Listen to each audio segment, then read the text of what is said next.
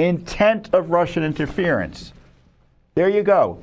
They already knew before they even wrote the report what it was going to say. They wired it.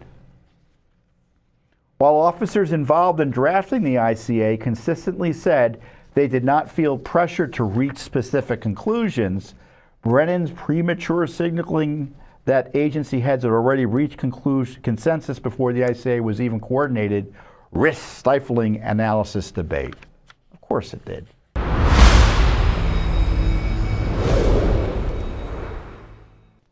So the other big news this week, actually a positive piece of news, was the announcement, or again the leak, that there's going to be, there is a criminal investigation of Brennan, the former CIA director under Obama, and James Comey for alleged perjury and conspiracy. I don't know if that includes Comey as well in terms of the directed charges or potential crimes, but they're trying to investigate them over, it looks like, their role in the Russia hoax, abuse of power, targeting Trump. And the question is, did they lie under oath, or conspire to lie, conspiracy to commit perjury or something like that, in a way that would require prosecution?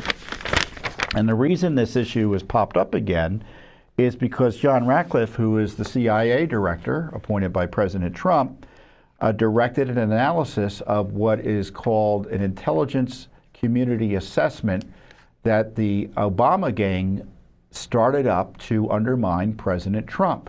And the assessment, which is supposed to be top secret, was almost immediately leaked as soon as it was created, and it generated a lot of news because it provided a hook based on the false allegation that Putin wanted to get Trump elected, and they had this dossier that showed that Trump was on the hook with the Russians.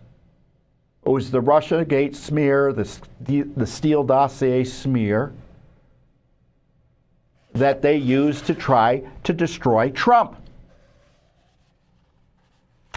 And Brennan's testimony about that and his role in this is being criminally investigated, it looks like, and maybe Comey's as well.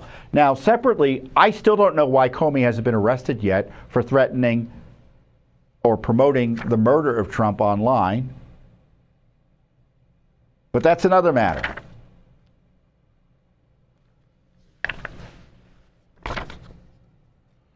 So in this CIA note, which I encourage you all to read, because by the way, take it with a grain of salt, because it's the CIA covering its you-know-what in this document. Brennan isn't around anymore, William Brennan isn't around anymore, so they can diss him, but they're going to protect the institution. So essentially what they say is this intelligence community assessment into Russia's foreign interference was compromised by Brennan and the leadership of the FBI and the White House, etc., forcing the use of the Steele dossier, which was garbage, as a basis to suggest that Putin aspired to get Trump elected. I'm summarizing the document. I'll get some into detail. And there was really no basis for that other than the fake dossier. And in fact, there was other bases to suggest, which I thought was much more plausible at the time, that the Russians wanted to see Hillary reelected, or elected, excuse me, and that efforts to interfere in our elections were designed to undermine Hillary if she were president. But that didn't comport with what the goal of the Obama gang was. Obama did it. I just want you to remember, Obama did it. He directed this fake document that I'm referencing here be produced.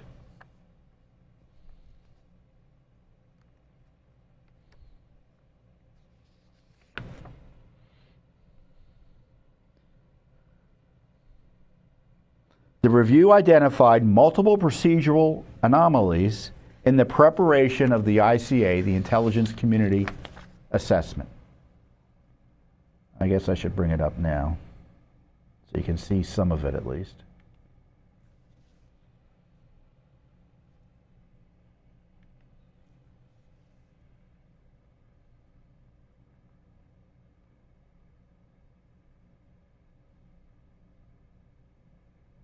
Let me see here.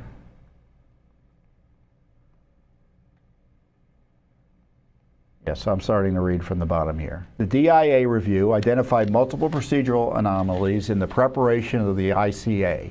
These included a highly compressed production timeline, stringent compartmentation, and excessive involvement of agency heads, all of which led to the departures from standard practices in the drafting, coordination, and reviewing of the ICA.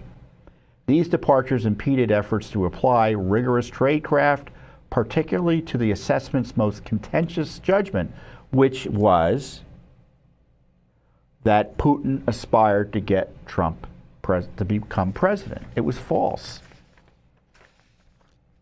And here's some sections I thought worth sharing with you. I encourage you to read the entire document, which we'll link below. This is on page 3. A DNI report in 2017 indicated that the highest classified version of the ICA had been shared with more than 200 U.S. officials. That's a way to guarantee it gets leaked. This is unusually high for such a highly there's that word again, compartmented product, and calls into question whether the extreme limitations on access to underlying intelligence within the IC during the ICA's preparation was justifiable. So what they're saying is, we couldn't look at a lot of the so-called evidence that was being used to justify this crap, yet then they share it with 200 people as if it was even though supposedly it was one of the most top secret documents in the government. You know what they were doing.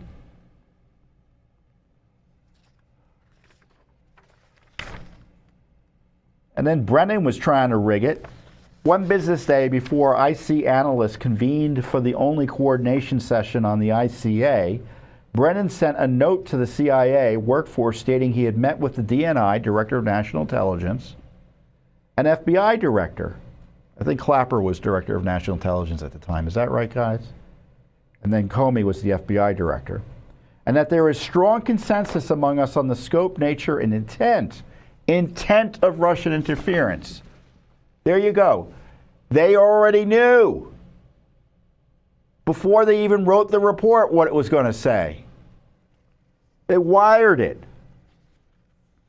While officers involved in drafting the ICA consistently said they did not feel pressured to reach specific conclusions, Brennan's premature signaling that agency heads had already reached consensus before the ICA was even coordinated risked stifling analysis debate. Of course it did. It's rigged it. I don't care what they said they didn't feel pressure. Their bosses said, we already know what the conclusion's going to be. Do you think they're going to put their heads on a block and conclude otherwise?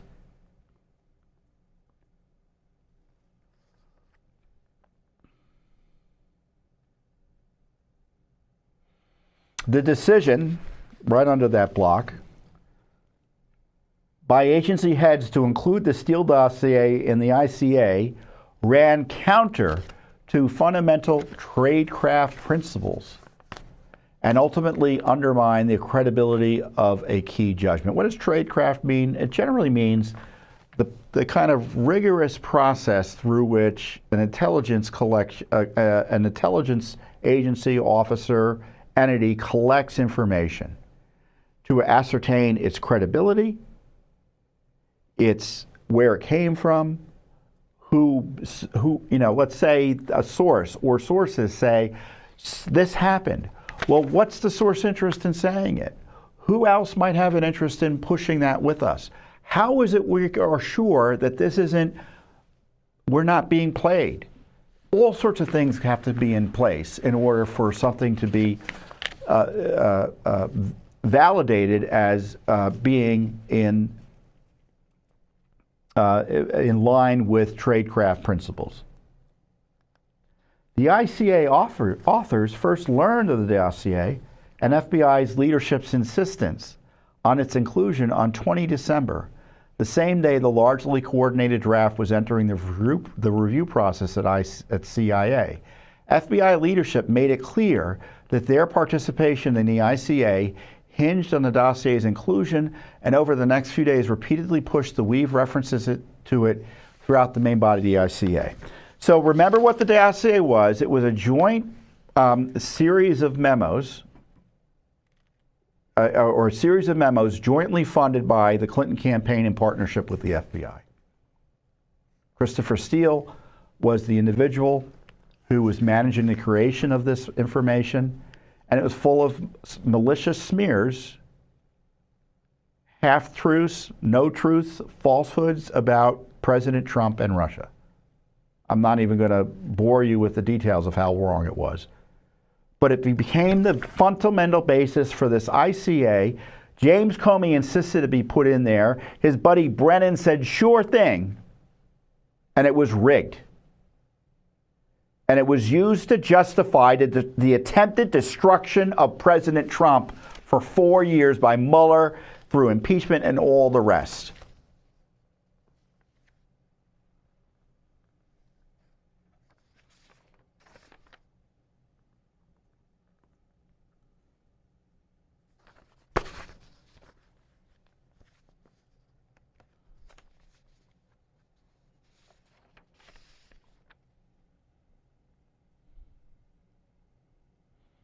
And here's the part where the key thing was the key judgment, which was false, that Putin aspired to put Trump in office was false and elevated among other more likely judgments.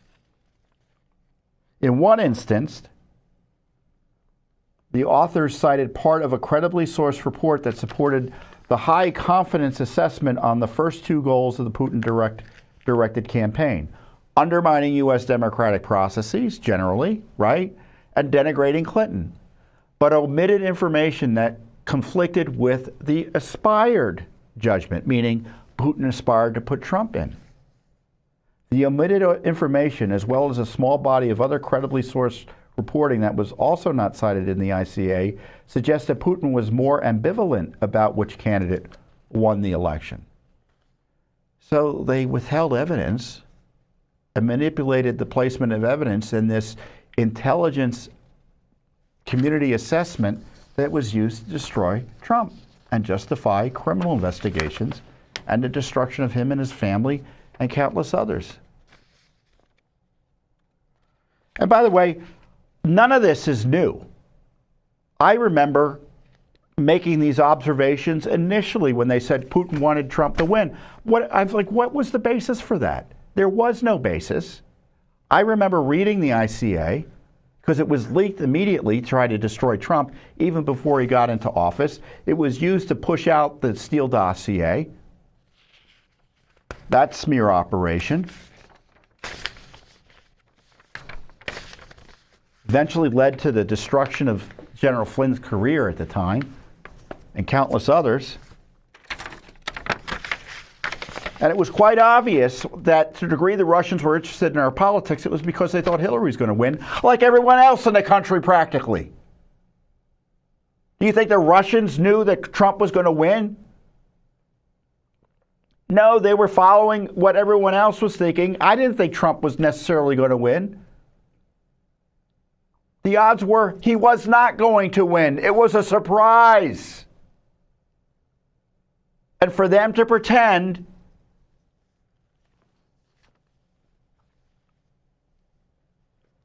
that Putin was rooting for the underdog when Hillary was on his payroll, practically speaking, is absurd. These are a bunch of criminals. I'm not going to read any more of this garbage. You know why the rest of it's garbage? Because then they kind of highlight how Brennan manipulated the ICA, but then they say, oh, by the way, generally our product otherwise was perfect, which of course is ridiculous. The CIA had it in for Trump as much as anyone else did. Not only with this ICA specifically, this fake report or assessment they put out, but generally speaking. It was an intel operation against Trump. It involved the CIA. Now Brennan's under criminal investigation. Now people say, well, Brennan being under criminal investigation and Comey being under criminal investigation over these issues was a way to distract from the bad news and the disruption over the Epstein fiasco. Maybe. I don't rule it out.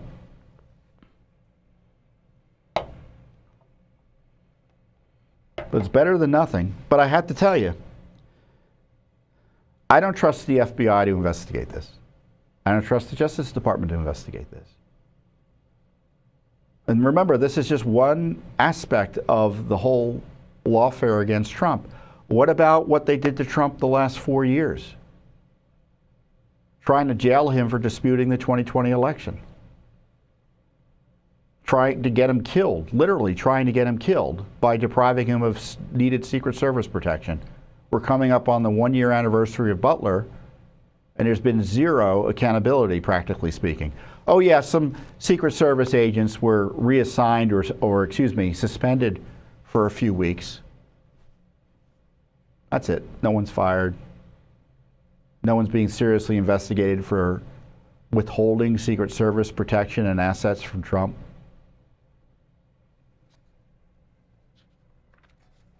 So forgive me for still being very, very skeptical of these agencies. I've made the point once, and I will make it again. No matter the issue, President Trump should, when it comes to these big political cases that touch on politics because of who the potential targets are, he should be running the show. He shouldn't rely on the Justice Department to investigate the Justice Department, the Secret Service to investigate the Secret Service, the FBI to investigate the FBI. He should pick his own people who report directly to him to run any criminal investigations or potential prosecutions. He is the chief magistrate, and that's what he should do. I mean, look at the conflagration between Pam Bondi and Kash Patel and Dan Bongino now. Do you think those agencies, as they're currently run, even if they wanted to, could run a complex investigation or serious criminal investigation, not only of people like Joe Biden and his gang, their family, you name it, what needs to be investigated, but also the role of their own agencies in this criminality? They're conflicted and compromised. And it's not a criticism of them, it's an observation. The agencies are conflicted and compromised. Let's say they're all great people over there, but they can't investigate themselves, especially if there are other ways to do it other than the FBI or Justice Department, because others can do it. The president can empower them.